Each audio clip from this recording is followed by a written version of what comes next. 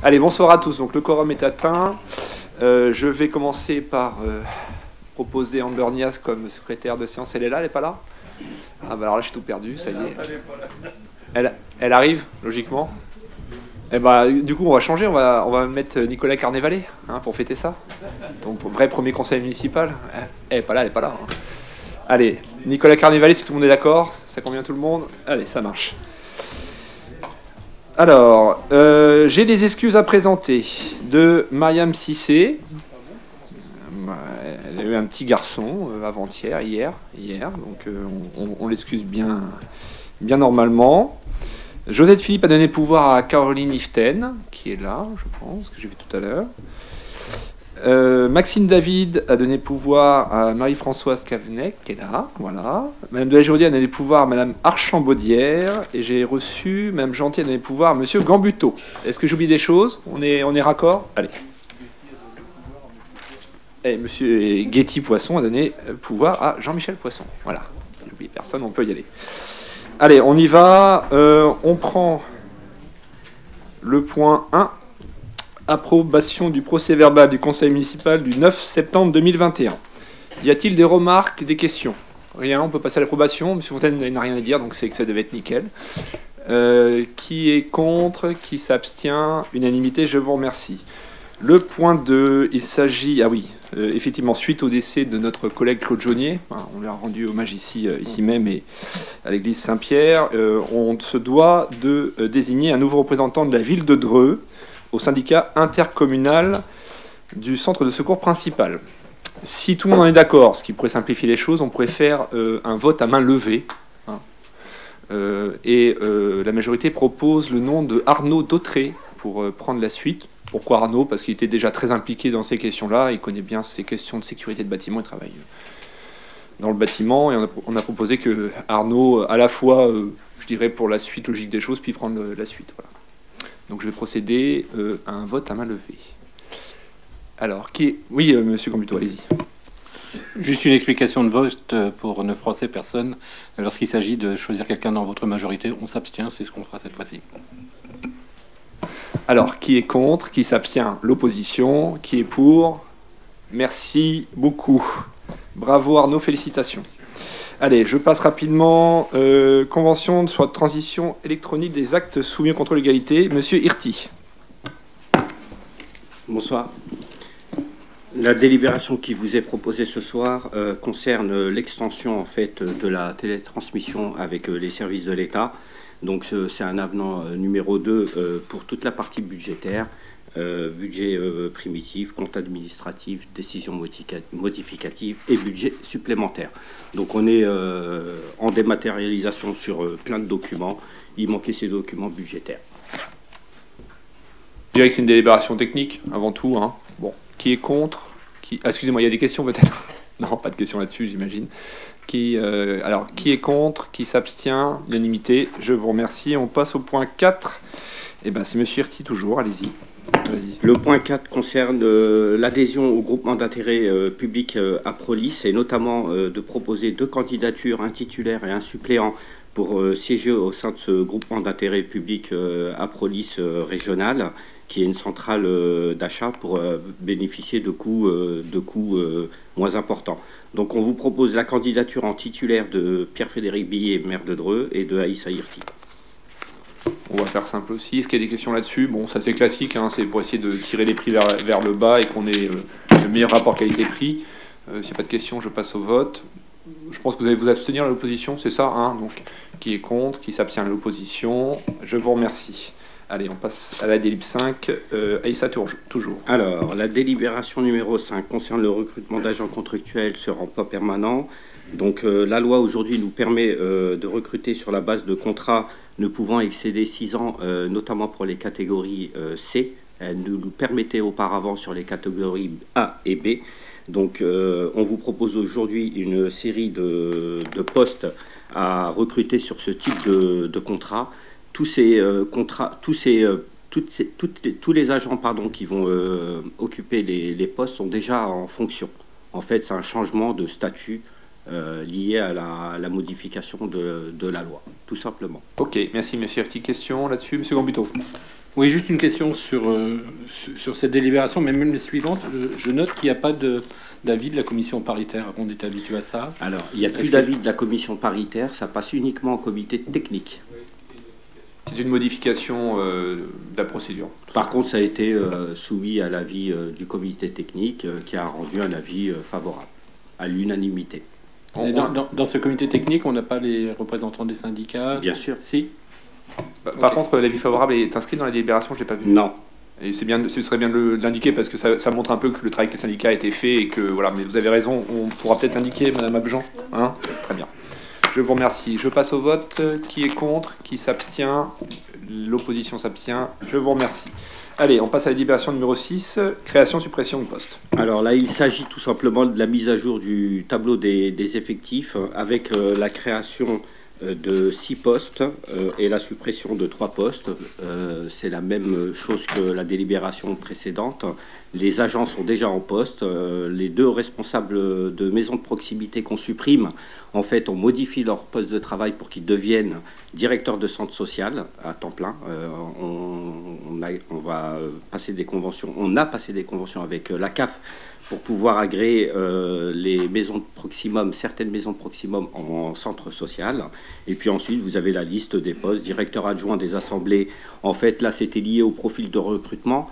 On voulait au départ partir sur un directeur adjoint des assemblées. Et puis, au final, on s'est retrouvé avec une candidature de chef de service commande publique sur le grade de rédacteur. Voilà, tous les postes sont occupés par des agents dans la collectivité. Question, observation là-dessus? Bon, ça rejoint un peu, ok.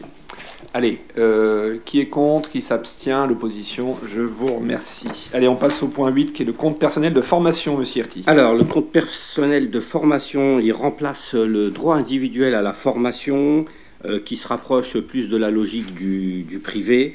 Ce qu'il faut noter sur ce compte personnel de formation, c'est qu'on passe de 400 heures au lieu de 150 heures pour les agents de catégorie C, avec un plafond de 150 heures pour les autres agents. Et mise en application au 1er novembre 2021 et bien entendu un avis favorable du comité technique et des représentants des organisations syndicales. C'est par rapport à la DIF, c'est ça? Enfin, au DIF, pardon. C'est ça. Ok. Question, observation là-dessus? Bon, c'est technique. Qui est contre? Qui s'abstient? Unanimité. Je vous remercie. Allez, Jacques Alim pour la licence 4. Oui, la collectivité est propriétaire de 3 licences 4 qui sont exploitées par le restaurant La Tourelle, le marché couvert et l'Origine, et souhaite en acquérir une supplémentaire.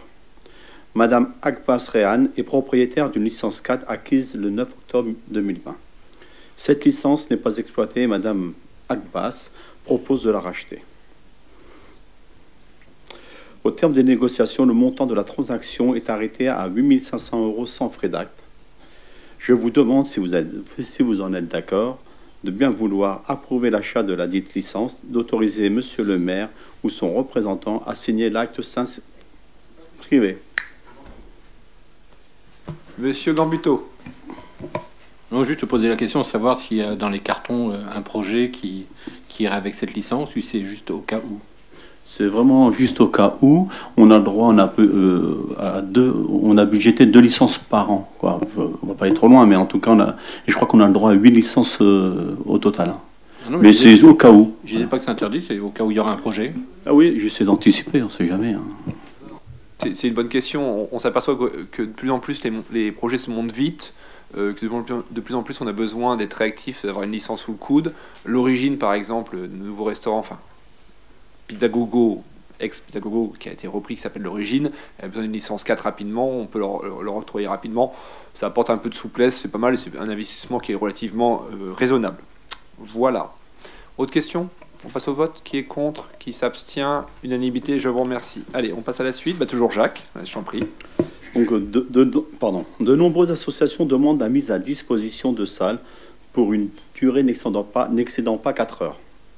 L'allocation par créneau de 4 heures a été supprimée de la délibération du 17 décembre 2020. Afin d'optimiser le fonctionnement du service et répondre aux besoins précis des associations, il convient de remettre à l'ordre du jour, le forfait de 4 heures avec un tarif fixé en fonction de la superficie selon la grille tarifaire ci-dessous. Donc il y a plusieurs catégories. La catégorie 1, le barème horaire est de 5 euros. La catégorie 2, le barème horaire est de 10 euros. La 3, c'est 20 euros. La catégorie 4, c'est 40 euros. Et la catégorie 5, c'est 80 euros. Voilà. Je vous demande, si vous en êtes d'accord, de bien vouloir approuver ces tarifs. Merci Jacques. Monsieur Gambito.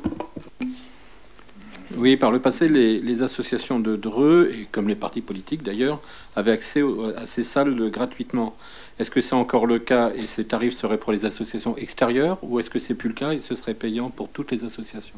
C'est toujours le cas, hein. Les associations ont le droit ont des locations gratuites, hein.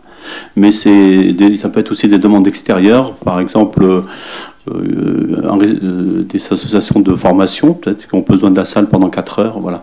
Mais en général, on continue, hein. Les salles sont en général gratuites pour les associations et les partis politiques, voilà. D'accord.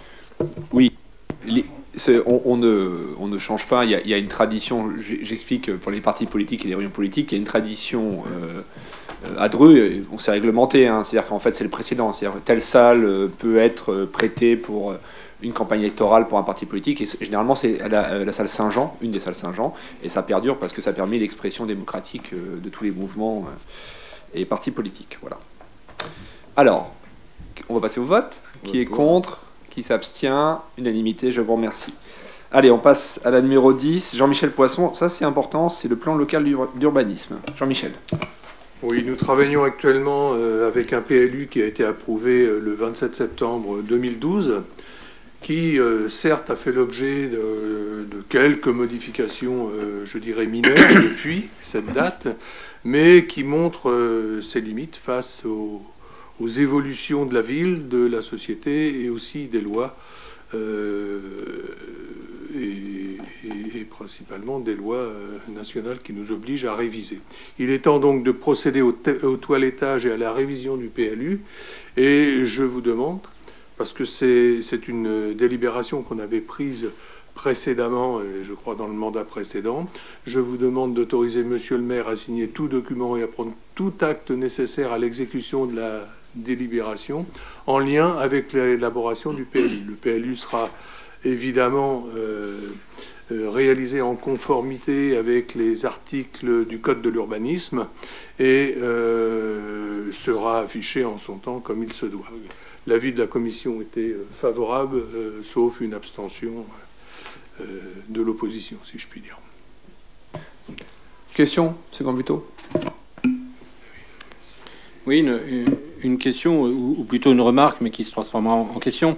Comme vous l'avez dit au début, le PLU, c'est quelque chose de très important, puisqu'il définit précisément ce qu'on veut faire de notre ville à l'avenir. Donc c'est vraiment pas seulement y passer et mettre d'actualité les lois qui s'imposent à nous, mais c'est aussi toute la réflexion sur qu'est-ce qu'on veut faire de Dreux. Est-ce qu'on veut faire une ville de 50 000 habitants? Est-ce qu'on veut en faire une de 30 000 habitants? Est-ce qu'on veut densifier l'habitat? Est-ce qu'on veut donner plus de place au vert, etc., etc. Donc il y a toute une réflexion à la verdure. Donc il y a toute une réflexion qui est prévue par la loi en concertation. Par le passé, quelquefois, il est arrivé que la concertation était limitée au strict minimum. Là, on voit bien que les choses ont changé, les gens ont changé, et tout le monde a besoin et envie de s'approprier l'avenir de la ville. Donc la question que je vous poserai, c'est pas la question, c'est la demande, c'est qu'on passe vraiment par du temps de concertation, de discussion, de création de commissions avec tous les habitants, et puis qui est vraiment qu'on se donne le temps de débattre, parce qu'il y a une définition précise. On voit bien là, on va le voir d'ailleurs même sur la suite, sur les comptes rendus des actions, on voit bien qu'il y a des réflexions qui se posent sur est-ce que l'habitat doit ressembler à des pavillons qui sont agglomérés comme on le fait maintenant? Est-ce qu'il faut faire du R+2? Il y a plein de réflexions à faire, et vraiment ce serait bien qu'on le fasse tous ensemble. Oui, tout à fait. Alors, je vais pas ouvrir le débat, parce qu'en fait, ça va durer à peu près 18 mois à 24 mois, l'élaboration du PLU. Donc, il y a un cadre réglementaire, qui est l'enquête publique, la concertation, etc. Et puis nous, on va alimenter, alors nous, je dirais collectivement, le conseil municipal, hein, je ne fais pas de différence, la réflexion sur le PLU. Les PLU aujourd'hui ont pris une importance considérable, encore plus qu'avant, dans l'élaboration de notre ville. La trame bleue, donc c'est la Blaise hein, chez nous, la trame verte, la végétalisation. Je rappelle que dans les années 70, le POS, à l'époque, c'était le plan de cohésion des sols, prévoyait une vision à 20 ou 30 ans d'une ville de 80 000 habitants. D'ailleurs, c'est pour ça qu'on a autant de bureaux de tabac à Dreux. Vous savez qu'il y a une proportion entre le nombre d'habitants et parce qu'on se projetait sur 80 000 habitants. Bon, on n'est pas 80 000, on est 32 000. Ça va bien. Hein. Notre ambition, c'est pas de dénaturer la ville. Alors, loin de là. Moi, je ne suis pas un maire bâtisseur qui veut bâtir à tout prix. Vous l'avez vu sur certains dossiers, j'ai essayé de reprendre les choses qu'on pouvait rectifier, parce que on sent bien aussi qu'aujourd'hui, la ville elle a besoin de respirer. Il y a une pression immobilière parisienne qui est très, très importante, et on ne veut pas accueillir n'importe comment et pas dénaturer la ville. Une des questions, pour vous donner un peu l'état d'esprit et l'exemple de ce qu'on va mettre sur la table, on va poser la question de l'AVAP. Alors, pour les plus anciens, c'était la ZPPAUP.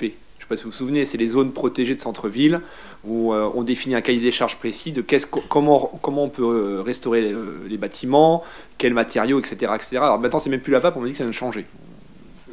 C'est le PSR, bon bref, vous voyez ce que je veux dire.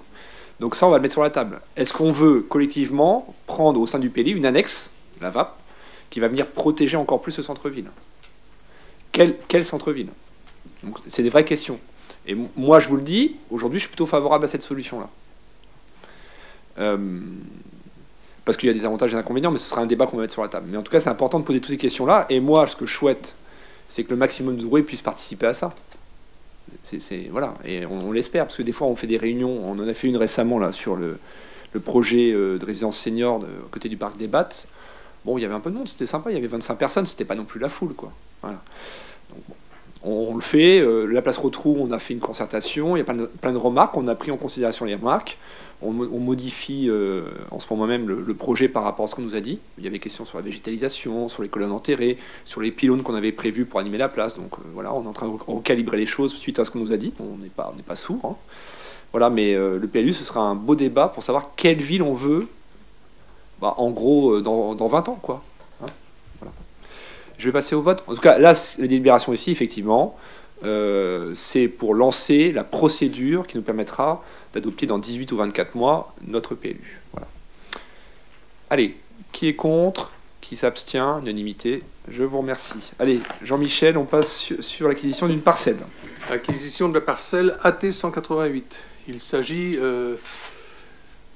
de la parcelle utilisée en parking face à l'entrée de l'hôpital. Et c'est déjà quelque chose pour lequel nous avions délibéré l'acquisition de cette parcelle. On ne va pas revenir sur le bien fondé, enfin je pense pas, sur le bien fondé de cette acquisition qui se fait à l'euro symbolique. Simplement, pour des raisons administratives, la décision que nous avions prise n'a pas été suivie des faits. Il s'agit aujourd'hui d'annuler cette décision du 13 février 2020 et de reprendre une nouvelle décision qui va dans le même sens, de désigner un notaire pour rédiger l'acte et d'autoriser monsieur le maire ou le premier adjoint à signer l'acte authentique pour en terminer avec ce dossier. Merci Jean-Michel. Question, observation là-dessus? Oui, juste deux remarques, c'est d'ailleurs les remarques que j'avais déjà faites lorsqu'on avait présenté. La première, c'est en ce qui concerne le donateur, en tout cas la famille. Monsieur Maïni était quelqu'un qui a beaucoup compté dans cette ville, qui était quelqu'un, on va dire, d'important. Et la question que j'avais posée, c'est peut-être pourrions-nous penser, quoi, c'est à vous de voir, si ça reste, notamment si ça reste un parking, qui soit appelé à son nom, ça pourrait être quelque chose de sympa en mémoire, parce que ça a été quelqu'un qui a compté, pourtant qui était dans vos rangs, mais qui était quelqu'un... Parce qu'il est italien, c'est pour ça. Oui. non, mais c'est quelqu'un qui a beaucoup fait pour la ville et qui a accompagné beaucoup dans le sens figuré comme dans le sens propre d'ailleurs, qui a accompagné beaucoup de gens. En ce qui concerne, puisqu'on parle de parking, vous faire aussi un petit clin d'œil, Monsieur le Président. En ce qui concerne, quand on parle de stationnement et de parking, sur le parking de l'hôpital, qui est vraiment dans un état lamentable, il faudrait vraiment faire quelque chose, même si je sais que vous prévoyez de gros travaux. Mais en attendant, on a l'impression que ça a été bombardé, quoi. C'est dans un état lamentable. Et ça donne pas une bonne image de la ville pour ceux qui viennent. Je regarde Talal en même temps qui me dit oui, effectivement. Ça donne pas une bonne image de la ville pour ceux qui viennent de l'extérieur. Alors, il y a plusieurs choses dans votre intervention. Effectivement, pour Monsieur Mény, il fait partie de ces gens-là qui sont extrêmement discrets, qui font beaucoup pour les gens, qui ne vont pas parler d'eux, qui font pas de... Voilà, qui ne s'affichent pas, mais qu'on fait beaucoup de bien autour d'eux. Beaucoup de gens peuvent en témoigner. On est tout à fait d'accord là-dessus. Après, le parking Mény, je suis un peu réservé, mais j'en parle peut-être à la famille, parce que je veux pas... Voilà. Sur le parking de l'hôpital, effectivement, j'en parle régulièrement au directeur, hein, parce que vous savez, je ne suis que président du conseil de surveillance. Ils ont été très prudents jusque-là, parce qu'effectivement, les finances de l'hôpital commencent à peine à se redresser. Et on aimerait bien... Alors, il y a eu un projet avec Gilbert Berthaud et des mécènes d'essayer de lancer ça avant la Covid. On voudrait bien relancer le projet de mécénat là-dessus, donc voilà, on est dessus, mais le directeur de l'hôpital est très prudent sur les dépenses, ce que je peux entendre. On va passer au vote. Qui est contre? Qui s'abstient? Unanimité, je vous remercie. Allez, session de voirie au conseil départemental. Monsieur Poisson. Il s'agit du RD de la route départementale 828, dans son tronçon qui concerne la rocade du rond-point de Vernouillet, les Corvées, au rond-point des Fenaux. Cette rocade est construite sur des parcelles communales qui appartiennent à la ville de Dreux. À l'époque, on n'était pas forcément trop tatillon sur ces choses-là, mais en tout cas, on était réactif et efficace pour faire avancer les projets. On se posait peut-être un petit peu moins de questions aujourd'hui, mais aujourd'hui, nous devons régulariser cette situation. Et il convient donc préalablement de procéder au déclassement de ces parcelles du domaine public. Vous les avez eues dans le dossier, hein, je ne m'étends pas sur le sujet. Puis nous pourrons procéder à leur cession à l'euro symbolique, le conseil départemental prenant à sa charge les frais de procédure. Ainsi, nous avons dépensé 1 euro pour acheter le parking Mény, et puis le département va nous rendre 1 euro. Nous faisons, à travers ces deux opérations, une affaire blanche, comme on dit. Je vous demande votre autorisation de procéder à la cession de ces parcelles. Question, observation là-dessus? Il n'y a rien de particulier. Hein. Je passe au vote. Qui est contre? Qui s'abstient? Unanimité, je vous remercie. Eh ben, je continue avec toi, Jean-Michel. Oui. Voilà un beau gros dossier. Le sanatorium, encore que le projet a été présenté lors du précédent conseil municipal. On en a tous débattu et on a pris connaissance, en tout cas, de ce projet.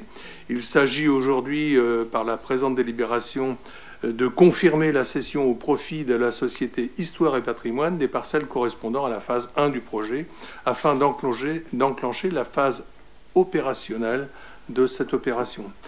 La partie traitée par Histoire et Patrimoine correspond à la partie ouest du domaine du sanatorium.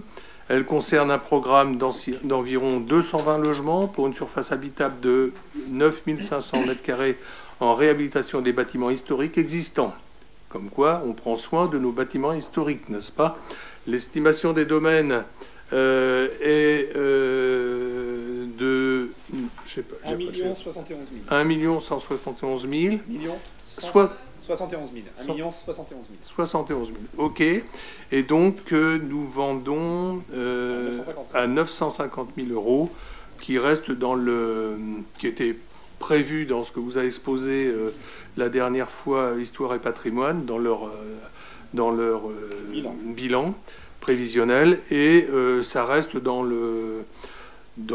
la tolérance de l'estimation des domaines. L'acte authentique sera dressé par Maître Opinet aux frais de l'acquéreur. Il n'y a pas de conditions suspensives. Et compte tenu de cela, je vous demande d'autoriser Monsieur le maire, ou je crois le premier adjoint, à signer l'acte en conséquence. Voilà, question observation là-dessus. Florence Achambaudière avait levé la main avant. Bon, alors d'abord, je tiens à préciser que j'apprécie beaucoup ce projet.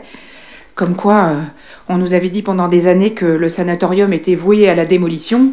Quand on veut s'occuper d'un bâtiment historique qui est voué à la démolition, on arrive à trouver des solutions. Donc ça, finalement, c'est plutôt bon signe. J'ai juste 2 choses. J'ai regardé sur évidemment le projet. Je vois qu'en majoritairement, ce sont des F2, T1, T3, T2 et peut-être un peu de T4. Ça veut dire que ça risque d'être de la loi Pinel.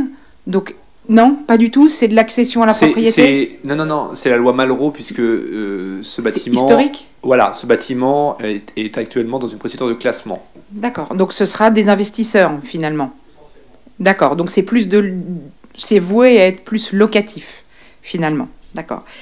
La seule chose qui me perturbe, c'est les conditions suspensives. C'est-à-dire que on vend un bien 950 000 euros. Alors moi, de mémoire, je ne me souviens pas que la ville ait vendu aussi cher des bâtiments. Donc c'est une bonne chose. Hein, mais il n'y a pas de conditions suspensives. C'est-à-dire que si la pré-commercialisation, puisqu'en faisant des appartements, effectivement, il va y avoir une pré-commercialisation. Si la pré-commercialisation ne fonctionne pas, parce que ça peut arriver, quid? Qu'est-ce qui se passe? Est-ce que la société est propriétaire? Est-ce que ça casse la vente? Ça, c'est une chose. Deuxième chose, quelles sont les contreparties de la ville en termes de voirie à l'intérieur? Alors, je sais que la viabilisation, c'est pas la ville, mais c'est l'agglo. Enfin, l'agglo, c'est aussi un peu la ville. Donc voilà, c'est les flux, les réseaux de voirie et de flux, et puis les conditions suspensives sur une pré-commercialisation qui ne fonctionnerait pas. Alors, on a fait une grande présentation le 9 septembre, on a pris le temps d'un conseil municipal extraordinaire justement pour aborder toutes ces questions. Donc je ne vais pas revenir dessus. La viabilisation, techniquement, c'est toujours à la charge du propriétaire d'un terrain. Hein, on va être très clair pour ne pas confondre les choses, c'est-à-dire qu'une collectivité, par exemple, fait un collecteur d'assainissement dans la rue, domaine public, et le propriétaire d'un terrain est en charge de tirer les réseaux, électricité, gaz, eau... EU, comme on dit, eau usée, etc., etc. Donc, ce n'est pas à notre charge. Du côté de l'intervention de la mairie, ce qu'il est convenu, c'est qu'on doit améliorer les conditions d'accessibilité au site par la voie publique. Parce qu'il va y avoir plus de monde, etc. Vous voyez que la route n'est pas quand même extraordinaire, donc c'est ça. Sur une petite partie du site qui n'est pas vendue, qui n'est à notre charge, on nous demande de réhabiliter les cheminements piétons, c'est ça? Oui, on me dit oui là-bas. Cheminements piétons, c'est-à-dire qu'ils étaient existants, il faut les remettre au bout du jour. On a calculé que, je ne m'engage pas là-dessus, mais grosso modo, les services ont estimé qu'on allait investir 300 000 euros côté ville. 100 millions d'investissement, 300 000 euros côté ville. Bon, je pense que c'est assez raisonnable.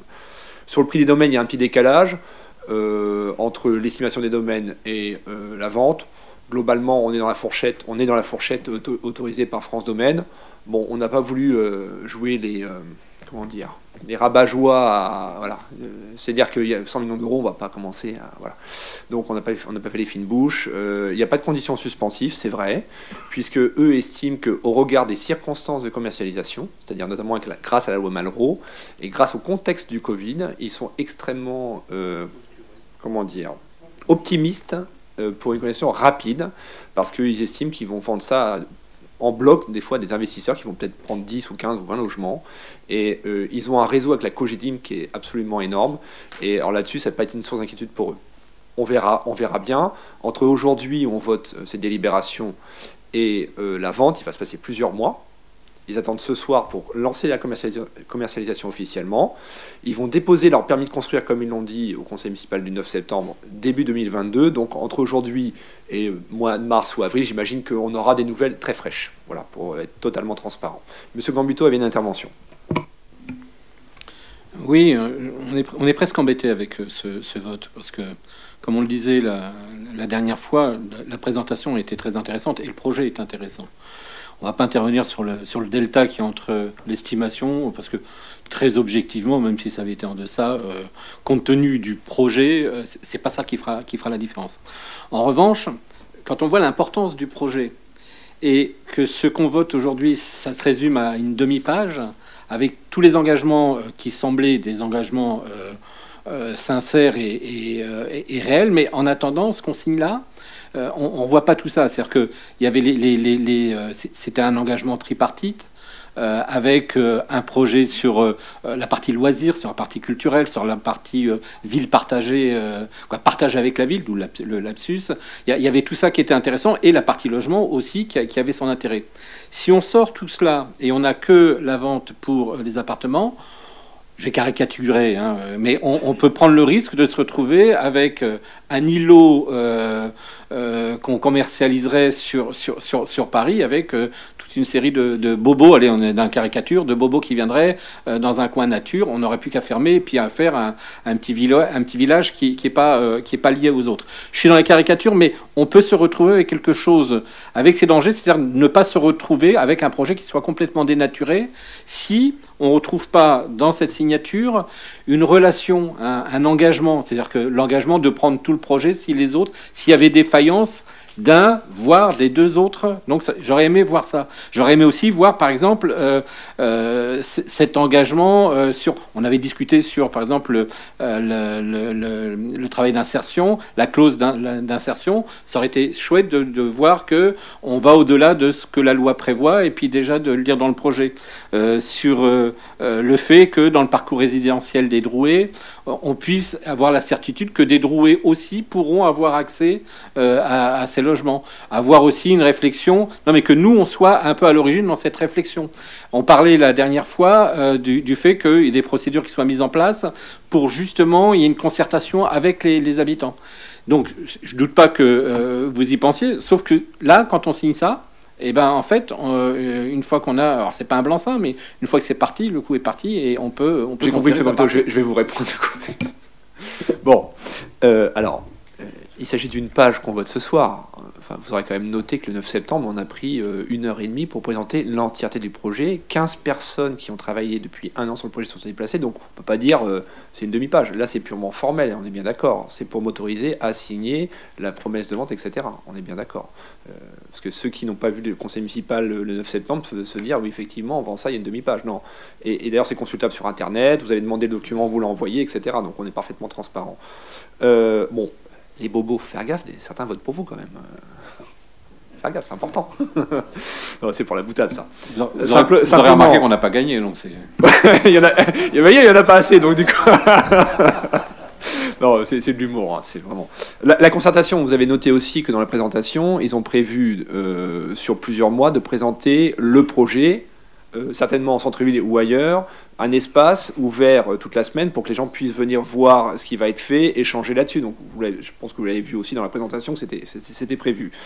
Ah oui, alors ce qui est important, pourquoi on vote ça ce soir?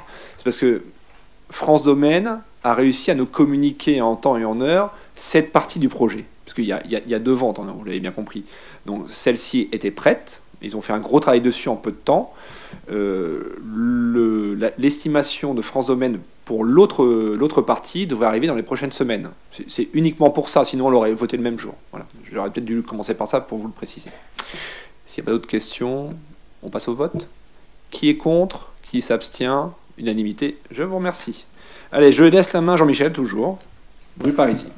Bien, je vais passer à des trucs plus simples. Des libérations, oui, plus simples.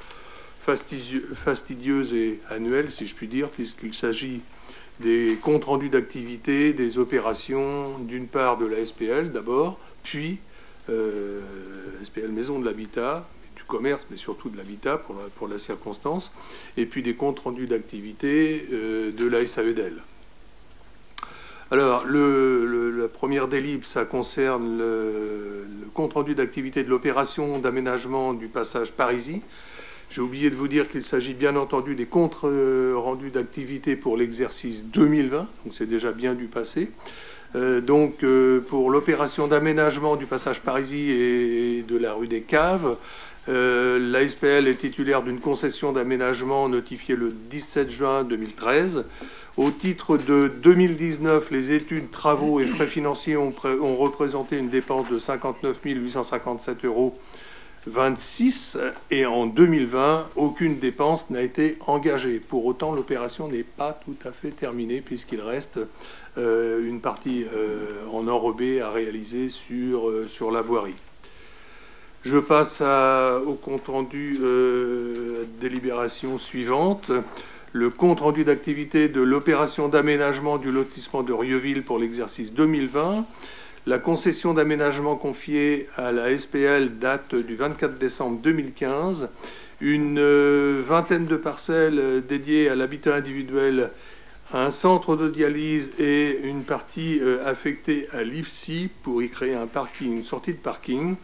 Au titre des frais financiers et des taxes, il a été dépensé 4 300,76 € 07 au cours de l'année 2020. Là, tu étais sur le passage Parisis, là. Oui. Là, tu as basculé Ah sur... non, j'enchaîne. T'enchaînes, pardon.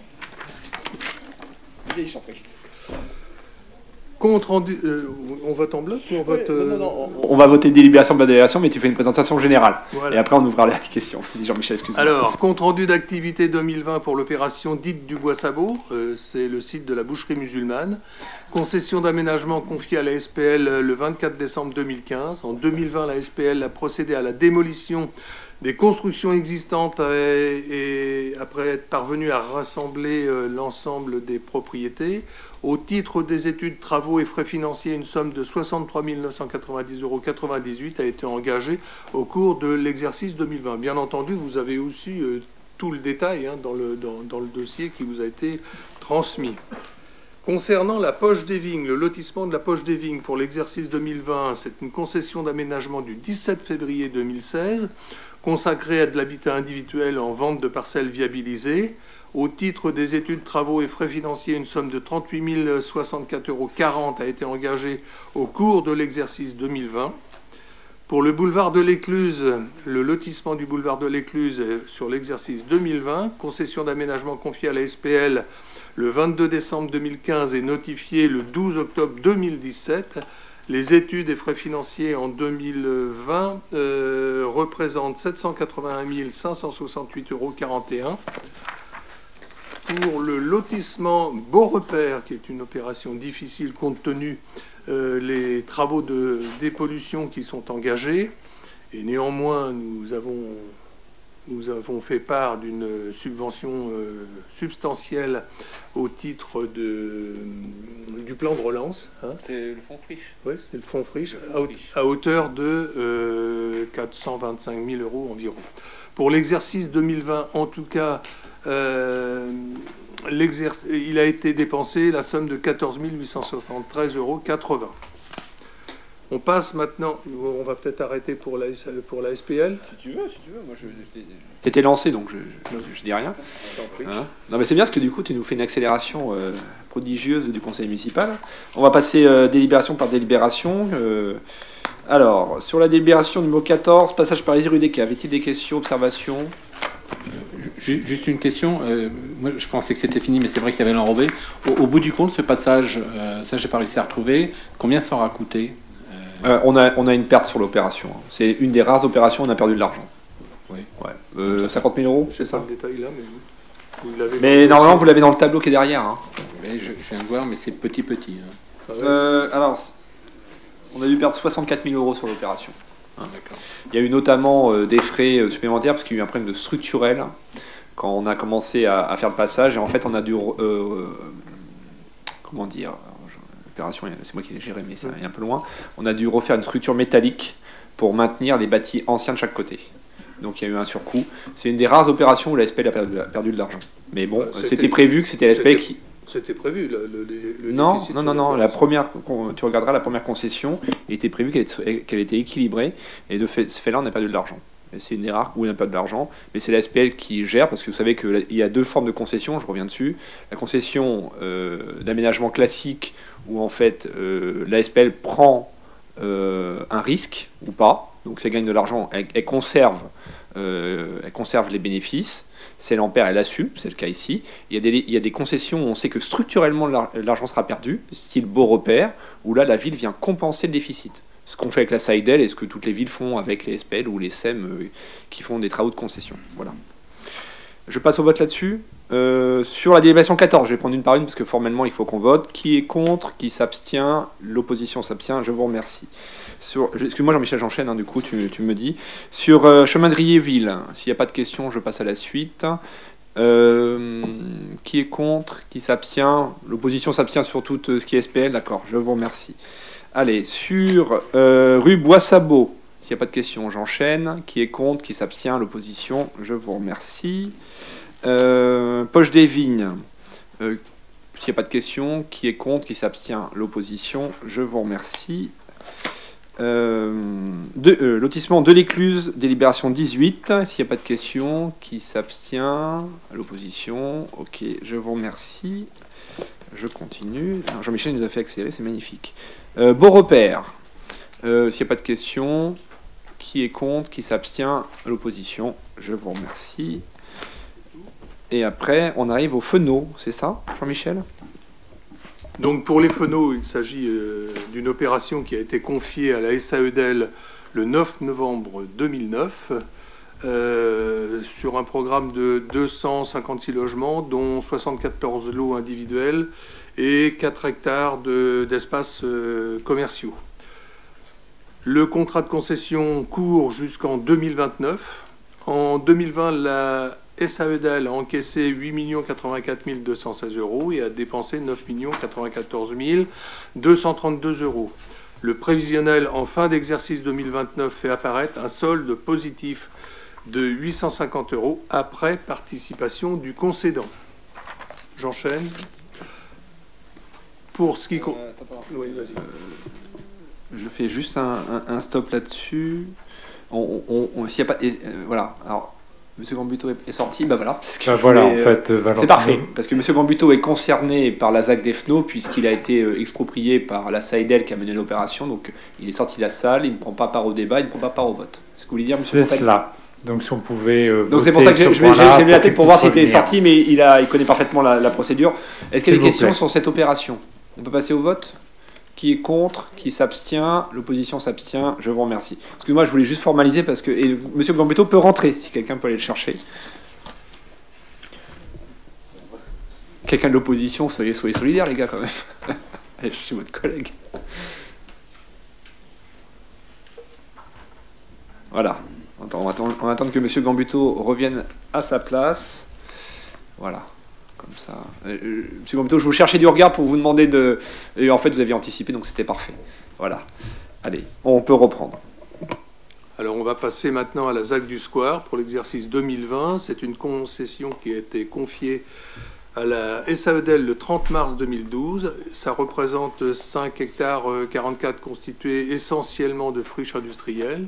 Le programme initial prévoit la construction de 34 000 m² de surface de plancher en logement collectif en accession libre et en logement collectif sociaux. Il prévoit également la construction d'un groupe scolaire et l'aménagement d'un espace vert. Le contrat de concession court jusqu'en 2025. En 2020, la SAEDEL a encaissé 5 949 242 € et elle a dépensé 6 916 418 €. Le prévisionnel en fin d'exercice 2025 fait apparaître un solde positif de 1 640 000 €. Question, observation là-dessus? Bon, on en a parlé largement, hein, la ZAC du Square va évoluer aussi dans sa programmation. Je passe au vote. Qui est contre? Qui s'abstient? L'opposition? Toute l'opposition? Oui. Ok, merci. Je vous remercie. Allez, on passe à la délibération numéro 22, la SPL. Jean-Michel. Oui, c'est le rapport des délégués représentants de la ville de Dreux auprès de la SPL pour l'exercice 2020. En 2020, la SPL avait 7 contrats de concession d'aménagement qui étaient en cours. Le site de Lille, le passage Parisis, le lotissement du chemin de Rieuville, le lotissement du boulevard de l'Écluse, le lotissement de la Poche des Vignes, de Beaurepaire et du Bois-Sabot. Il y avait aussi 2 conventions commerciales, le hameau de Malerne et le lotissement Barthou-Massé, ainsi que la rue du Bois des Fosses. La convention façade et vitrines, qui est en charge de la SPL, les mandats de maîtrise d'ouvrage public pour la piste, le mandat de maîtrise d'ouvrage public pour la piste BMX, 4 constructions de quasi-régie. Le conseil d'administration est formé actuellement de moi-même à la présidence, Pierre-Frédéric Billier, Sébastien Leroux, Sophie Villemain, Chantal de Seine pour l'Aglo et Pierre-Frédéric, Sébastien Leroux et Sophie Villemain, administrateurs pour la ville de Dreux. Le résultat de l'exercice 2019 était, ça avait été déjà publié en conseil municipal, il était de 9 732 €. Pour l'exercice 2020, il est de 95 000. 90 000. J'ai dit 9 000. J'ai dit 9 000, excuse-moi, 90 732 €. Et il est en 2020 assez équilibré à 95 251 €. Merci Jean-Michel. Question observation là-dessus. On passe au vote. Qui est contre, qui s'abstient, l'opposition, je vous remercie. Allez, on passe rue du Bois-Sabot, c'est ça Jean-Michel? Oui. Ouais, tu as beaucoup de choses ce soir Jean-Michel. Pour la rue du Bois-Sabot, c'est un avenant numéro 2. Ouais. C'est une modification dans l'ampleur du programme et une demande de prolongation de délai, que je trouve optimiste, mais bon, pour un délai complémentaire de 2 années pour finaliser cette opération. La modification dans l'ampleur du programme, c'est que nous abandonnons essentiellement l'urbanisation pavillonnaire sur le versant à droite en montant de la rue du Val-Gelé. Général Bijard, on part lancer la polémique. Moi j'ai dit Bijard. On part lancer la polémique. Ok. Question observation là-dessus. Madame Archambaudière, allez-y. Alors, première question, quelle est la raison de l'abandon des pavillons? Première question. La deuxième question, parce que c'est quand même un dossier qui date, il y avait à l'époque à chaque fois notifié dans le dossier des rez-de-chaussée commerciaux. Donc j'avais demandé systématiquement à ce que les rez-de-chaussée commerciaux, il faut faire très attention, il ne faut pas en avoir, parce que à cet endroit, ça peut causer des nuisances importantes. Si je peux répondre, oui, effectivement, c'est un dossier qui est un petit peu long. Vous vous rappelez qu'à l'origine, il s'agissait de démolir la boucherie musulmane purement et simplement, mais on a pris conscience qu'il y avait une telle imbrication dans les bâtiments qu'en démolissant la boucherie musulmane, on allait s'exposer à des recours de tous les riverains environnants du fait de sinistres qui allaient s'imposer sur leur construction. Donc on a pris le temps de faire l'acquisition justement des bâtiments qui étaient tous imbriqués avant de procéder à la démolition. Ça a pris beaucoup de temps. Deuxième point, pourquoi on abandonne l'urbanisation du versant droit? Tout simplement parce que toutes les propositions qu'on a pu avoir étaient soit très denses en habitat collectif, en gros des immeubles pas forcément saillants à cet endroit, qui est en perspective depuis les remparts de la Chapelle-Royale. Il en est de même lorsque on est passé à de l'habitat pavillonnaire en haut du coteau, tout simplement. Et à cet endroit-là, donc, on va engendrer une pollution visuelle par rapport aux remparts de la Chapelle-Royale. Et on va aussi se retrouver avec des arrières de parcelles pavillonnaires dont on ne va pas forcément maîtriser, puisque ce serait des ventes, on ne va pas forcément maîtriser les cabanes et dépôts, en tout cas pas dépotoirs, à l'arrière de ces parcelles, visibles depuis la rue du Général Bijard. Voilà. C'est ce qui nous a motivés à cesser, après des discussions avec l'architecte des bâtiments de France, etc. Le mieux, c'est d'avoir la sagesse de ne pas urbaniser ce versant. Alors, je résume pour ceux qui sont pas architectes. Les contraintes de construction sur place nous imposaient à ceux qui nous ont proposé des projets immobiliers de monter en hauteur et en largeur, de faire des choses assez denses qui venaient percuter la zone ABF autour de la Chapelle-Royale, et l'équilibre n'était pas bon. On n'a pas voulu faire le forcing auprès de l'ABF là-dessus. Il nous a semblé raisonnable de revisiter ce projet-là. Alors moi, j'avais pas connaissance des locaux commerciaux en bas d'immeuble, je m'en souviens pas, j'ai pas de bêtises. Mais oui, effectivement, c'est anachronique, hein, on est bien d'accord là-dessus. Voilà. Je passe au vote. Qui est contre? Qui s'abstient? L'opposition s'abstient. Je vous remercie. Allez Jean-Michel, toujours toi. On est sur Coteau Beaurepaire, c'est ça? Oui, cette fois, c'est un avenant numéro 1. C'est encore une modification de l'ampleur du programme et une prolongation de délai. L'objectif, c'est, compte tenu de la subvention dont j'ai parlé tout à l'heure, d'essayer d'arriver à l'équilibre, alors qu'on était parti du fait des surcoûts de dépollution à un un déficit qui allait avoisiner les 800 000 euros. Et donc nous avons raisonnablement stoppé le projet à un moment donné pour le reconsidérer. L'arrivée de la subvention nous aide et on a revu le projet. Si vous vous rappelez, c'était un projet assez dense qui ne faisait pas l'unanimité.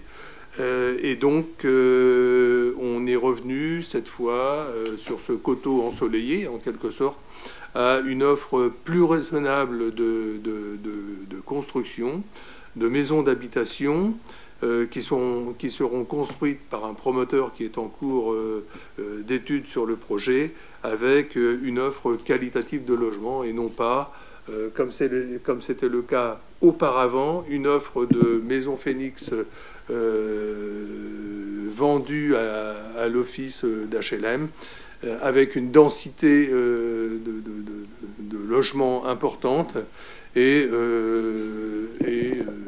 donc nous avons transporté, si je puis dire, cette opération sur les prud'hommes, parce que nous avons beaucoup de place, et que de toute façon, c'est une opération qui reste nécessaire pour l'OPH, puisqu'il s'agit de reconstitution à la suite des programmes en rue. Tu as tout dit, Jean-Michel, bravo. Question, observation là-dessus? Bon, on a eu un coup de main de l'État qui était quand même un coup de main sur le fonds friche qui est important, hein, plus de 420 000 euros là-dessus. Ça nous permet d'amortir les mauvaises surprises sur la dépollution de ce terrain, parce que c'était l'ancienne usine à gaz de Gédia, ex-Gédia, et là-dessus il y a une pollution qui est assez monumentale. On a eu une mauvaise surprise et heureusement que l'État est venu nous aider dans ce cadre-là. Voilà, ce qui nous permet d'avoir un projet un peu plus, enfin même beaucoup plus qualitatif que ce qui était prévu à l'origine. Je passe au vote. Pardon. Oui. Juste pour information, les dépollutions, bien entendu, il y a eu des investigations avant dépollution, des sondages, mais les sondages sont ponctuels et la dépollution, elle est surveillée au jour le jour par les services de l'État. Et au fur et à mesure qu'ils ont découvert qu'il fallait creuser plus et qu'il y avait des matériaux à enlever et à traiter, effectivement, l'ardoise a très largement augmenté compte tenu des volumes à transporter et à traiter. Allez, je passe au vote. Qui est contre? Qui s'abstient? L'opposition. Je vous remercie. Allez, on passe... Monsieur Leroux, si on change un petit peu, c'est bien. Monsieur Leroux. Oui. Donc, il s'agit de l'achat d'un local commercial par la SPL qui se situe 14 rue Rotrou. Donc en fait, dans le cadre de la redynamisation du commerce de la ville de Dreux, la ville propose de missionner donc la SPL afin d'acquérir, rénover, donner à la location, puis le cas échéant, revendre un local commercial. Donc en fait, ce local, depuis de nombreuses années, était à usage d'habitation. Il est donc situé rue Rotrou, et c'est une rue qui est particulièrement touchée par la vacance commerciale, comme vous pouvez le constater, donc avec beaucoup de boutiques qui restent fermées. Donc ce local qui était autrefois, comme on vous l'a dit, une habitation, a fait l'objet notamment d'un rapport d'insalubrité en 2016 par notamment les services de la SPL, ce qui aboutit à un arrêté de la préfecture pour mettre en demeure afin que son occupation à usage d'habitation cesse. Donc, pour que cette situation ne se reproduise pas, donc en fait, on a, par le biais de la SPL, la ville de Dreux missionne pour acquérir ce bien, et actuellement à la vente en tant que local à usage d'habitation et procéder aux opérations de rénovation en vue de donner la prochaine fois la location. Bon, ça va, Seb, ça arrive au bout là? Oui, j'arrive au bout. Parce que du coup, c'était bien, mais sur le maintenant il a une question, tu vois. Mais j'ai pas fini. La prochaine fois, je lis le rapport de la SAEDEL en entier. Oui, donc le prix, c'est 52 000 euros, donc avec les frais d'agence. Donc, en fait, quoi? En fait, non, mais ça fait partie. Il faut expliquer parce que nous, on a tout le dossier sous les yeux. Mais ceux qui nous regardent ne connaissent pas le dossier par cœur. Donc en fait, cet immeuble fait partie, enfin, ce local fait partie d'une copropriété. Et c'est là où se situe notamment la boutique Loco, qui a fêté ses 1 an hier, d'ailleurs. C'est une boutique qui accueille des artisans, plusieurs artisans, pour mettre en valeur leurs produits. Donc, comme je vous le disais, ce local fait partie du même environnement et de la même copropriété. Et donc, elle s'inscrit dans le cadre de l'action Cœur de Ville. Donc, l'objectif de cette délibération, c'est de missionner la SPL donc, pour l'acquisition de ce bien situé 14 rue Rotrou, afin d'agir dans le cadre du programme Action Cœur de Ville, et d'autoriser Monsieur le maire ou son représentant à signer le document et à prendre tout acte nécessaire à l'exécution de la présente délibération. Merci, Monsieur Krasuki, Monsieur Leroux. Monsieur Gambito avait une question. Oui, je voulais féliciter Monsieur Leroux pour cette explication précise et importante, tellement Merci, Monsieur Gambito. elle a été explicitée, on a compris. Plus sérieusement, je voudrais vous dire, oui, on va voter pour, et d'ailleurs, même lorsque vous parlez de revendre éventuellement, ce serait pas forcément une bonne idée, et peut-être que la bonne idée, ce serait même d'avoir cette logique-là pour acquérir tous les locaux de la rue Rotrou progressivement, en tout cas tous ceux qu'on peut récupérer, et pouvoir y installer une dynamique que l'on maîtriserait. C'est-à-dire de se dire, on va y donner du sens à cette rue, on va y faire venir du monde, et si on laisse des petits locaux comme ça et des expériences sans vie, cette rue risque de rester longtemps triste, on va dire. Alors que si on est dans cette logique-là, peut-être qu'on pourrait rendre cette rue beaucoup plus dynamique. Donc oui, on vote pour, et si vous en avez d'autres à acheter, on votera pour aussi. Alors, juste une explication de texte, moi aussi, tiens, j'ai fait mon Krasuki. On utilise tous les leviers possibles pour pouvoir maîtriser ce genre de foncier bâti, SPL, SEM, CD, mairie, selon le cas échéant, on le fait, et on le fait bien volontiers. Je rappelle que durant la campagne électorale, on avait dit qu'on aurait une stratégie d'achat rue Rotrou pour effectivement maîtriser les projets qui s'y présentent. Voire des projets artistiques ou culturels autour de Montulé pour renforcer ce pôle qui est, à mon avis, extrêmement intéressant. Donc on est sur cette ligne-là, et donc je ne vais pas plus loin, mais on est bien d'accord sur l'analyse. Je passe au vote. Qui est contre? Qui s'abstient? Unanimité. Je vous remercie. Allez, Monsieur Leroux. Excuse-moi Sébastien, je te charrie, mais, mais c'était drôle parce que je voyais que Monsieur Gambito hochait de la tête et puis il tournait aussi, il attendait la fin. Okay. Donc je continue. Donc là, c'est pour l'autorisation de signature des conventions de rénovation de vitrines. En fait, en 2019, le conseil municipal a décidé de la mise en place d'un programme de rénovation de vitrines dans le cadre du projet Action Cœur de Ville. Donc, pour rappel, l'opération consiste à accompagner techniquement et financièrement la rénovation de 20 à 30 vitrines. Donc, sur l'année 2021, dans un périmètre identifié et acté par le conseil municipal le 27 novembre 2020. Donc, l'objectif est de poursuivre les efforts municipaux visant à rénover les vitrines commerciales et accorder aux commerçants des subventions pour les encourager à se lancer dans cette opération. Donc, la ville a renouvelé cette mission à la société publique locale de gestion et d'aménagement de construction. Donc, le projet de convention a été actualisé et joint en annexe. Donc, je ne vous le lis pas. Hein. Monsieur Leroux, on vous fait entièrement confiance. D'accord. Donc je vous demande, si vous êtes bien d'accord, de bien vouloir approuver la convention de rénovation des vitrines commerciales et d'autoriser Monsieur le maire ou son représentant à signer la dite convention. Question, observation là-dessus? On va vous présenter dans quelques semaines, je pense, une stratégie aussi autour d'une problématique que nous avons depuis plusieurs années sur la rue Parisis.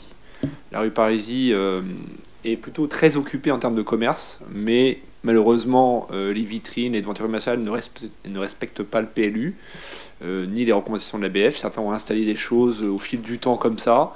On a missionné la SPL pour travailler sur un projet global, et je souhaitais qu'on puisse le partager lors d'une réunion ou au conseil municipal pour prendre une décision ensemble sur une opération un peu spéciale, coup de poing, pour qu'on puisse faire évoluer les choses en termes de ravalement, de devanture commerciale et de voirie, parce que cette rue est historiquement commerçante, elle s'est dégradée depuis des années, et je pense qu'on doit avoir une intervention très forte là-dessus, parce que ça donne une mauvaise impression de la ville qui ne reflète pas le centre-ville. Voilà. Mais on en parlera dans les prochaines semaines.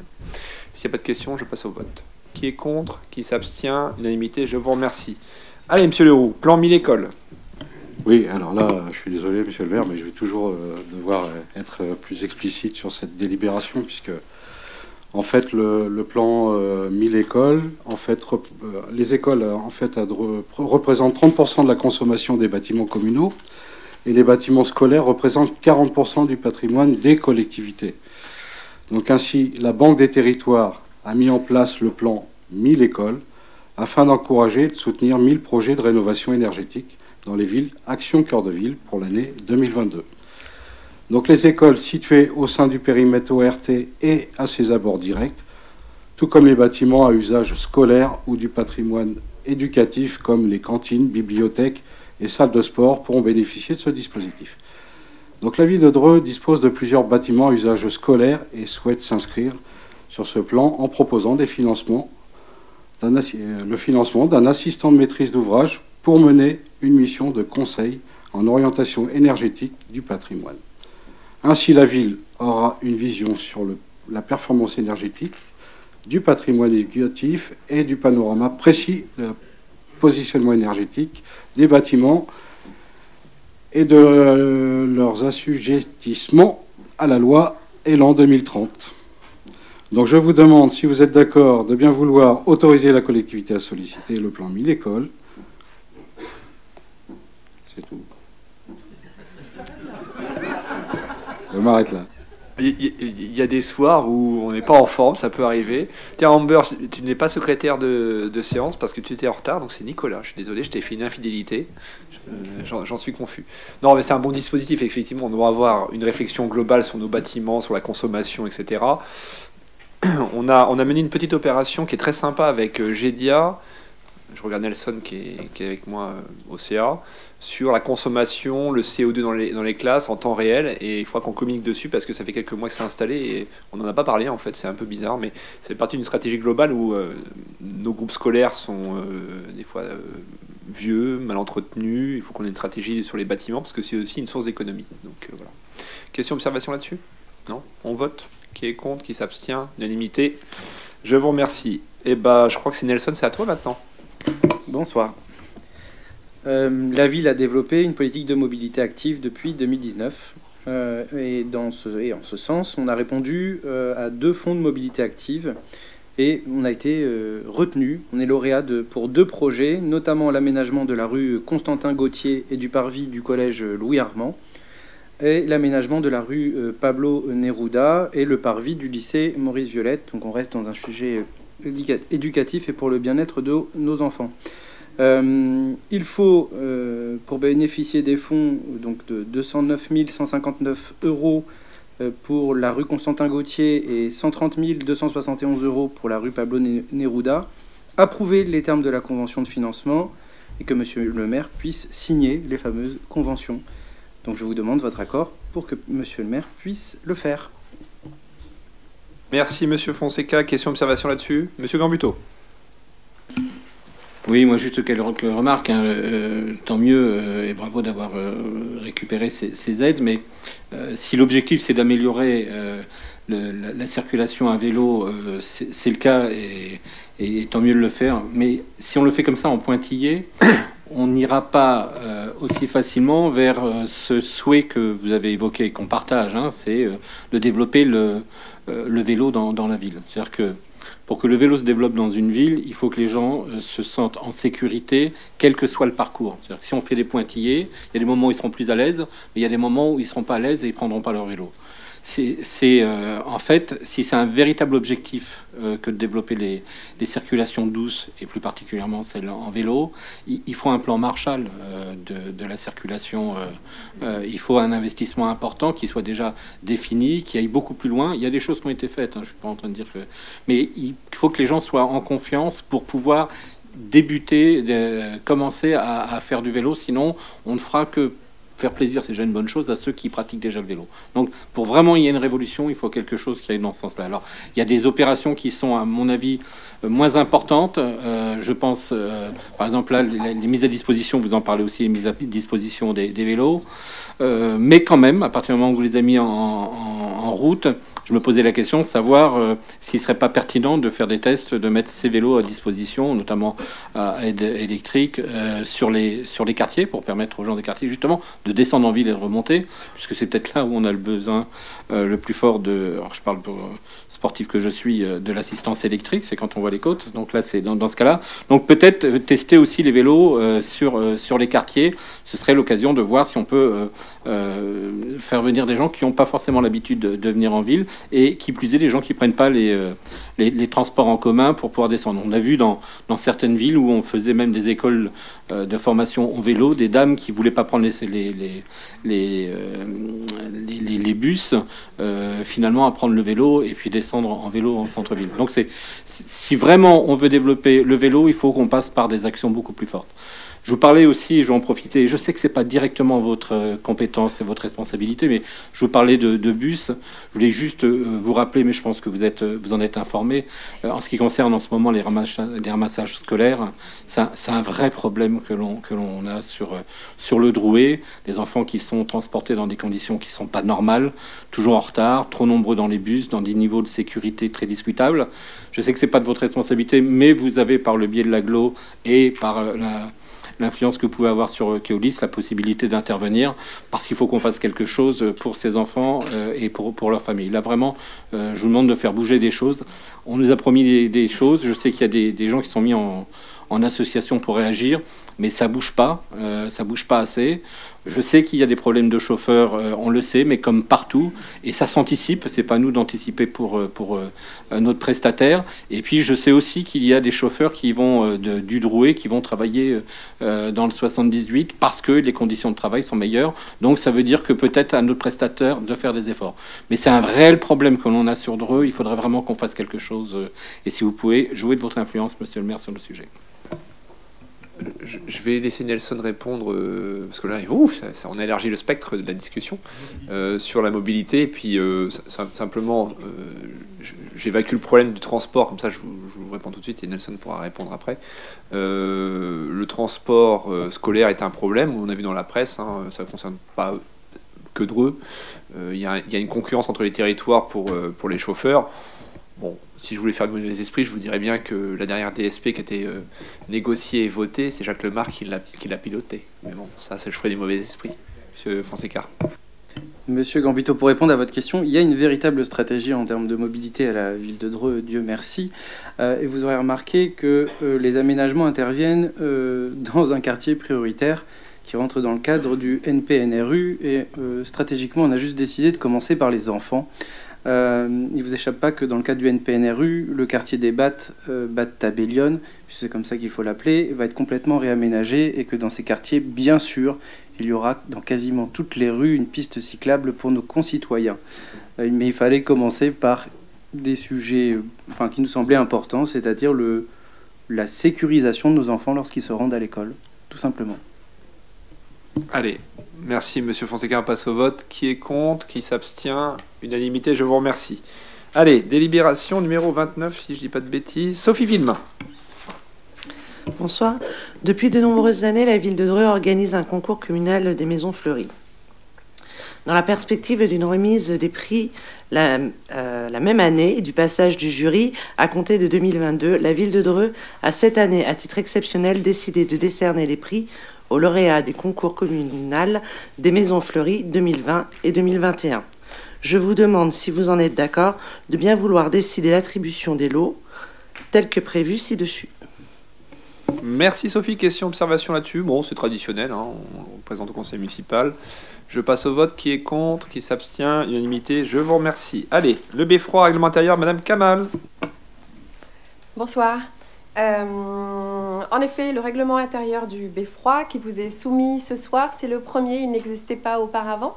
On est dans l'obligation de le mettre en place compte tenu d'une ouverture plus large au public aujourd'hui.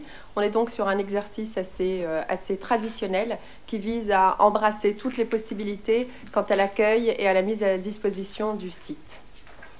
Merci Fouzia. Question, observation là-dessus? Bon, c'est quand même surprenant qu'on n'ait jamais eu de règlement là-bas. C'est bien de régulariser tout ça. Je passe au vote. Qui est contre, qui s'abstient, unanimité, je vous remercie. Je te laisse la main, Fouzia, puisque la délibération 31 a été retirée du jour, donc on passe à 32. Elle reviendra certainement au prochain conseil municipal. Suite à un conseil d'administration, ils ont demandé à pouvoir faire quelques ajustements dans la convention. Donc, convention numéro 32. C'est la convention de partenariat avec l'association Fortum, qui a pour but l'étude, la conservation, la mise en valeur et la valorisation du patrimoine archéologique, historique et environnemental.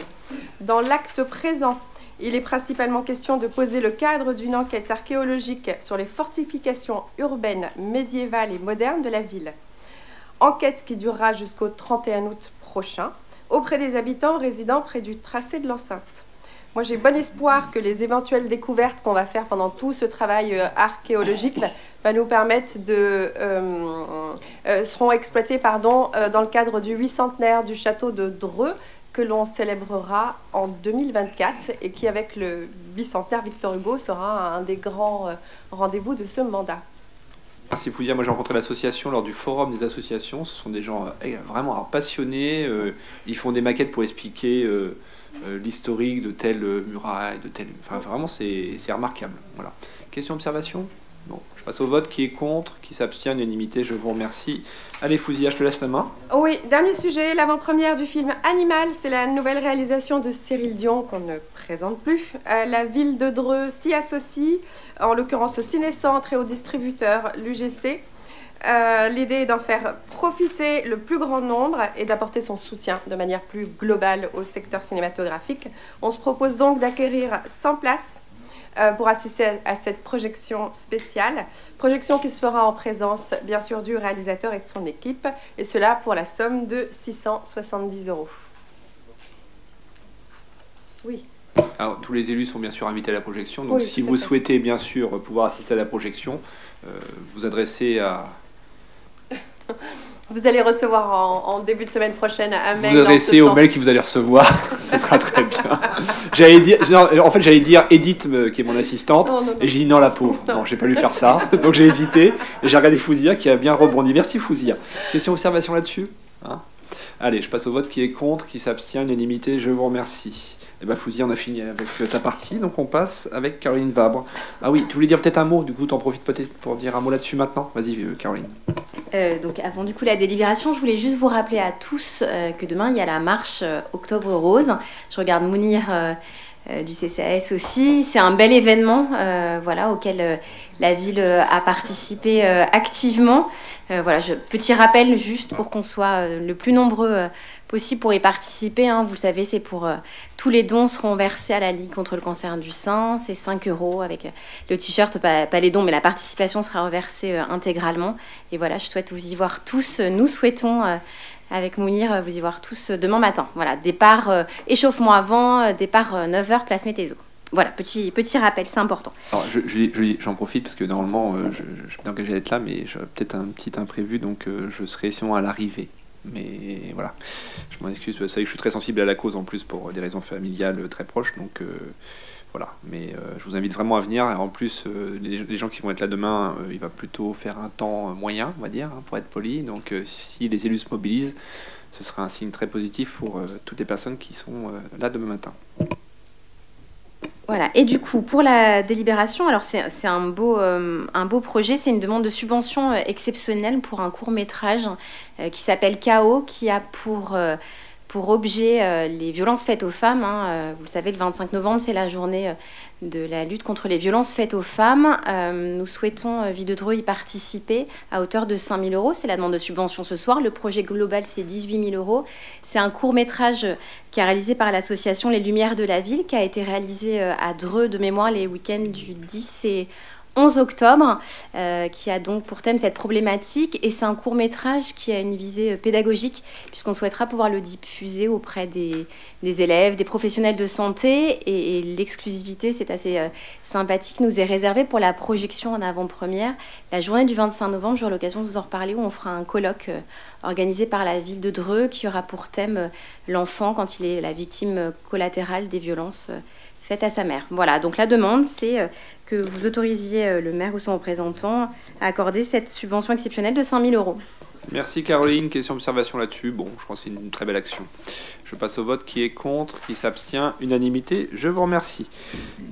Attribution de l'eau aux élèves des classes élémentaires. Ah ben, comme Lydie n'est pas là, c'est moi qui le présente. Donc c'est effectivement, vous savez qu'on a fait une publication là-dessus avec la presse notamment pour la rentrée scolaire 2021-2022. La ville de Dreux, nous avons mis en place une sorte de chèque cadeau, de carnet de bons de 30 € par élève en primaire sur toutes les écoles de la ville. L'idée est la suivante. Nous souhaitons, c'était un engagement qui était déjà ancien, nous souhaitons promouvoir la lecture auprès des plus jeunes. On pense qu'à cet âge-là, c'est essentiel, à partir du CP, et ceci tous les ans jusqu'au CM2, parce que la lecture, c'est la base de tout. Hein, voilà. C'est comme ça qu'on s'intègre, c'est comme ça qu'on communique, c'est comme ça qu'on échange. Et si on le fait dès le plus jeune âge, très souvent, c'est bénéfique pour toute la vie. On a aussi observé que beaucoup de jeunes et de parents aussi n'avaient jamais poussé les portes d'une librairie. Ça peut sembler parfois surprenant, mais on espère qu'avec ces bons d'achat, ces chèques cadeaux, ils vont pouvoir aller durant l'année pousser notamment ici en question les portes de la Rose des Vents. C'est une très belle librairie ancienne à Dreux, et on a noué ce partenariat-là avec Frédéric Massot qui a piloté ça avec les services de la ville d'une main de maître, cette opération. On a remis ça aux élèves. Alors, ils sont tous arrivés, les carnets, ou bientôt. Hein, c'est en train de se déployer sur toute la ville. En tout cas, les retours des parents sont excellents. Tout le monde est enchanté. Et c'est bien sûr, ces bons d'achat sont consacrés aux livres de lecture. Hein, on est bien d'accord. Donc les consignes sont très claires. On l'a vu ça avec Frédéric Massot. Voilà, donc je pense que c'est extrêmement positif. En plus, on arrive dans l'année où la lecture est grande cause nationale. Bon, ça, on ne le savait pas, mais ça tombe en résonance. Et on a essayé aussi de faire un petit coucou à l'État en disant, si vous voulez que nous accompagner dans cette démarche-là, si l'année prochaine vous souhaitez abonder ces chèques cadeaux, vous êtes les bienvenus. Donc on lance un message à l'État s'ils veulent nous accompagner là-dessus. Ça représente de mémoire 89 000 €. Voilà, c'est marqué, tu me dis. Hein, oui. 89 000 €, c'est une très belle opération, et voilà, on essaiera d'aller plus loin l'année prochaine si on peut, mais on va continuer à développer ce système-là. Vraiment, c'est, je pense, une très belle initiative. Voilà. Et petite remarque, 2700 élèves en primaire qui vont 2 à 3 fois dans l'année pour acheter des livres avec leurs parents, ça génère beaucoup de flux en centre-ville. L'air de rien, on vient pour prendre un livre, et puis on peut aller chez Sephora, je veux pas de pub, hein, Mariano, bref, pas de pub, mais en tout cas on peut aller, c'est l'occasion de des fois redécouvrir le centre-ville, donc c'est une très belle opération à plusieurs tiroirs. Voilà. Question, observation, Monsieur Gambuteau? Oui, juste une petite. Hein, c'est le fait de faire ces bons d'achat, c'est une très bonne idée, et le fait de faire en partenariat avec la Rose des Vents, qui est exemplaire et en centre-ville, c'est une très très bonne idée. Après, ça aurait été un sans faute si on avait été prévenu et on avait voté ça avant que ça se fasse, plutôt qu'être en chambre d'enregistrement. On aurait aimé participer à cette décision, mais l'année prochaine, on dira oui, on sera prévenu avant. Non, c'est tout à fait vrai, vous avez raison. Simplement, c'est que l'accélération parfois des calendriers fait que les services ont été pris un peu au dépourvu. Bon, c'était déjà annoncé, mais effectivement, vous avez raison. Oui, mais bon, on sait que vous êtes sensible à la lecture et que c'est une belle action, donc on ne se permettrait pas de faire ça sur des choses polémiques, mais là, c'est vraiment du positif, vous avez raison. Mais vous savez,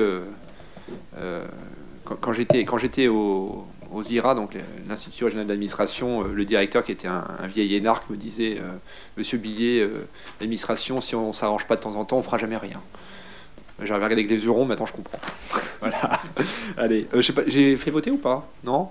Ah bah j'ai fait voter quand même. Qui est contre? Qui s'abstient? Unanimité, je vous remercie. Allez, Yugel, c'est à toi sur les subventions fonds d'aide aux jeunes. Alors bonsoir. Alors c'est une demande de subvention de la part du FAGE. Le FAGE, c'est le fonds d'aide aux jeunes.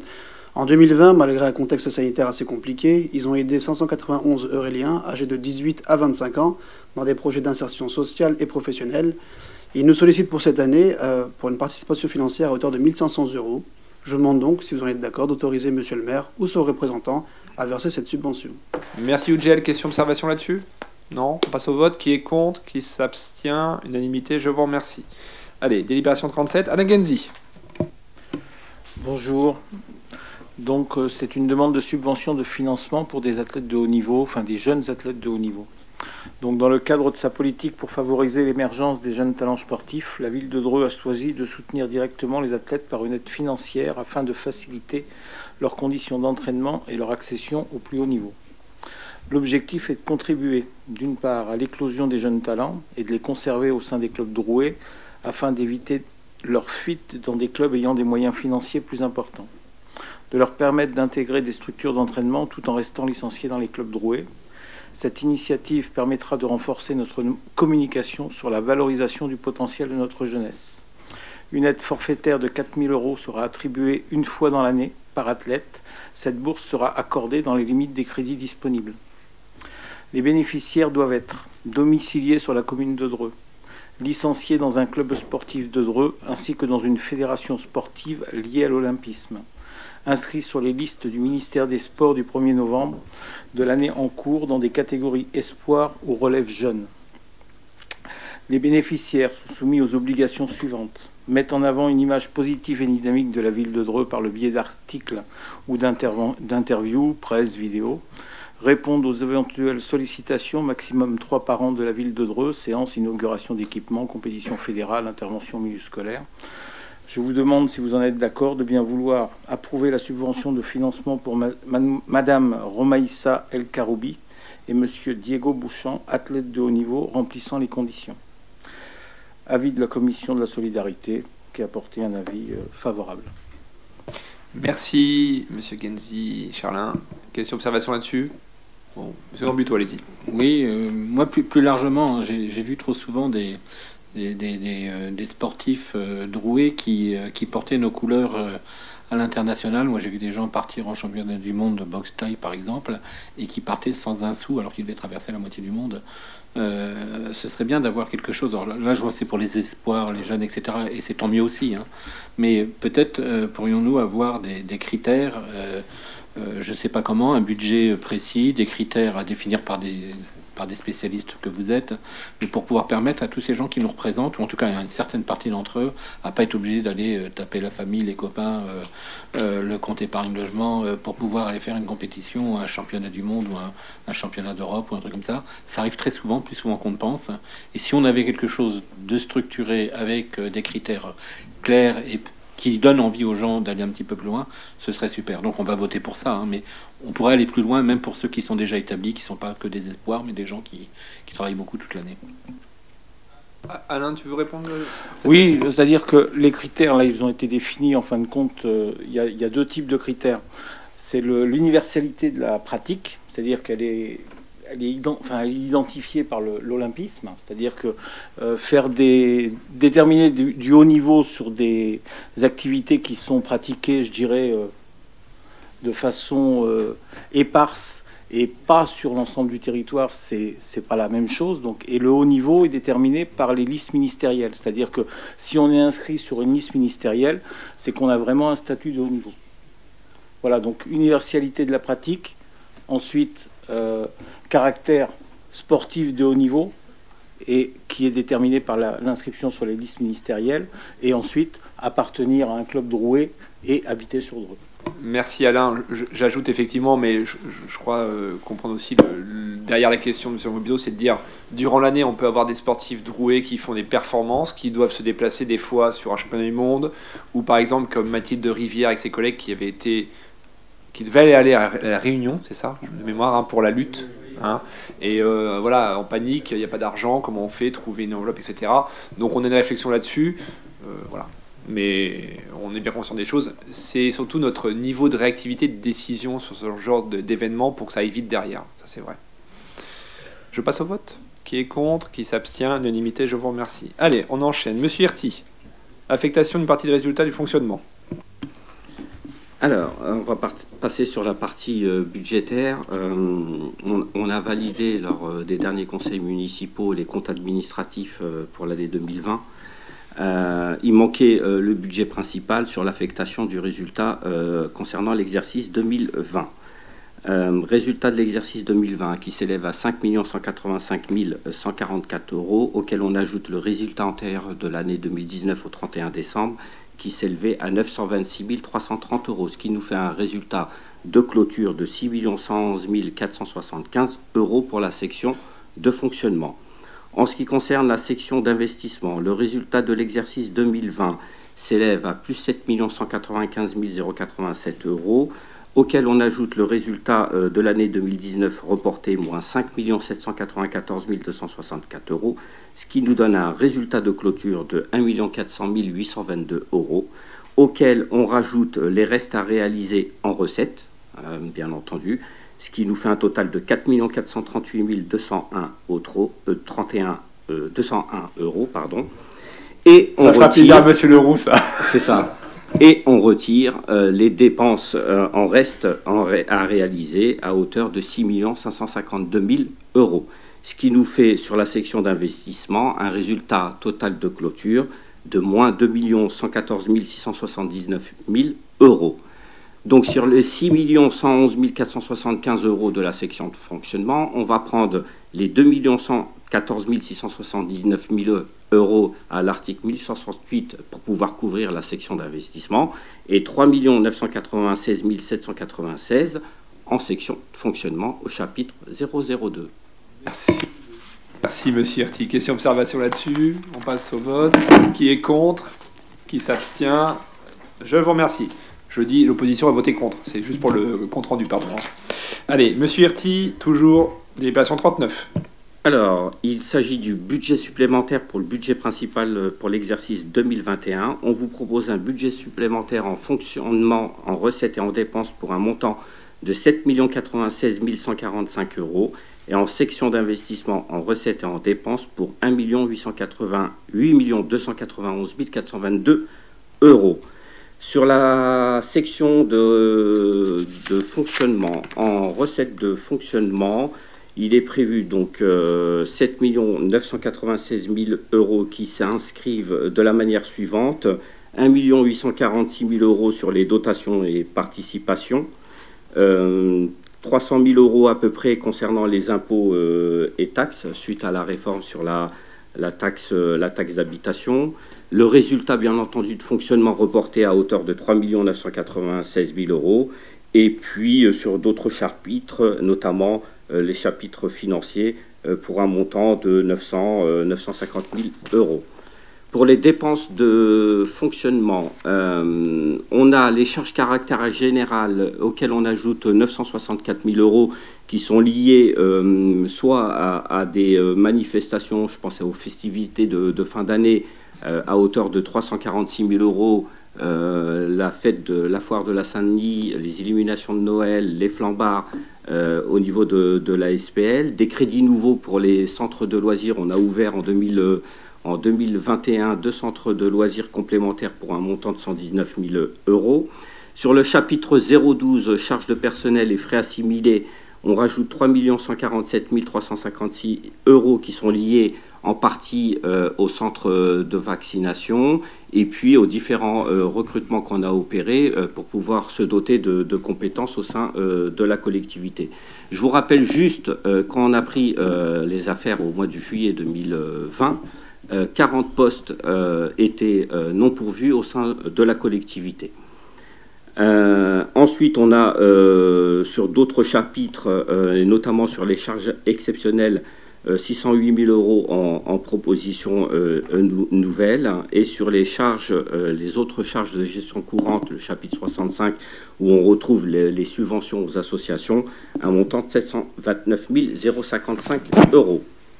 En ce qui concerne les recettes d'investissement, alors là, et je tiens à remercier les services, et notamment la Direction générale des services techniques et le service contractualisation, parce qu'on s'est aperçu en creusant les dossiers qu'on avait 3 millions de subventions à aller récupérer. Donc ces 3 millions de subventions auprès de différents partenaires, que ce soit la DSIL, que ce soit le FNAD, que ce soit la DRAC, que ce soit la région, que ce soit l'AGLO, pour un montant de 3 millions d'euros qu'on est allé récupérer. Félicitations au service. Ensuite, on a le solde de l'exécution de la section d'investissement reportée pour 1 400 000 €.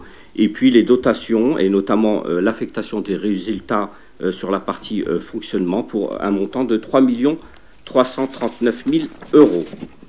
En ce qui concerne les dépenses d'investissement, qui s'élèvent également à 8 291 422 €, on retrouve à l'intérieur de ces demandes de crédits complémentaires 385 000 sur des subventions d'équipement versées, 650 000 sur les immobilisations corporelles.